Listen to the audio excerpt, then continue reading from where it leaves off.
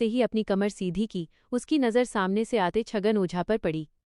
उसे देखते ही झुलनी का मन किसी अनहोनी की आशंका से कांप उठा।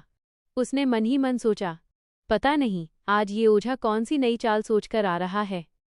छगन पास आते ही चिल्लाने लगा, झुलनी, तुझे क्या लगा था कि तू पॉलुस से अपने झगड़े का बदला इस तरह लेगी? उसके मासूम बेटे को तूने अपनी डायन विद्या से बीमार कर दिया है। झुलनी हक्की बक्की रह गई। उसके हाथ से खुरपी छूट गई। वो घबराते हुए बोली, यह आप क्या कह रहे हैं ओझा जी? मैंने तो कुछ भी नहीं किया है। मेरा झगड़ा अपनी जगह है, पर मैं किसी बच्चे का बुरा क्यों चाहूंगी? झूठ मत बोल। छगन और जोर से दहाड़ा, मैंने अपनी तंत्र शक्ति और मुर्गे की बलि देकर सब पता लगा लिया है। तेरी करतूत अब पूरे गांव के सामने आएगी। शोर सुनकर आसपास के खेतों में काम कर रही दूसरी औरतें भी वहां जमा हो गईं। सब एक दूसरे से पूछने लगीं, क्या हुआ? आखिर माजरा क्या है?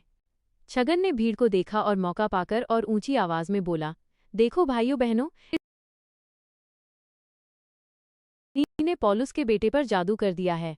वो बेचारा बुखार से तड़प रहा है। झुलनी असहाय होकर रोने लगी। उसे डर था कि अब पूरा गांव उसे नफरत की निगाह से देखेगा।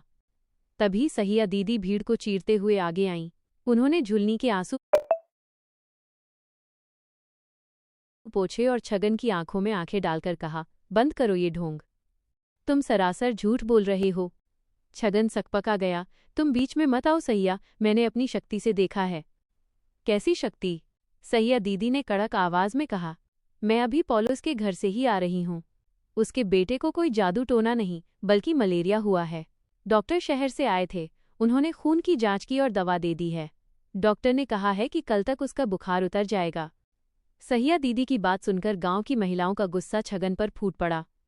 वे समझ गईं कि छगन ओझा झुलनी को डराकर उससे पैसे और अनाज ठगने की फिराक में था। जैसे ही कुछ महिलाएं उसकी ओर बढ़ीं, छगन की सिट्टी पिट्टी गुम हो गई। पकड़े जाने के डर से छगन बदहवास होकर भागने लगा। सहिया दीदी ने पीछे से चुटकी लेते हुए आवाज लगाई, अरे छगन ओझा, अपनी शक्तियों वाला झोला तो लेता जा।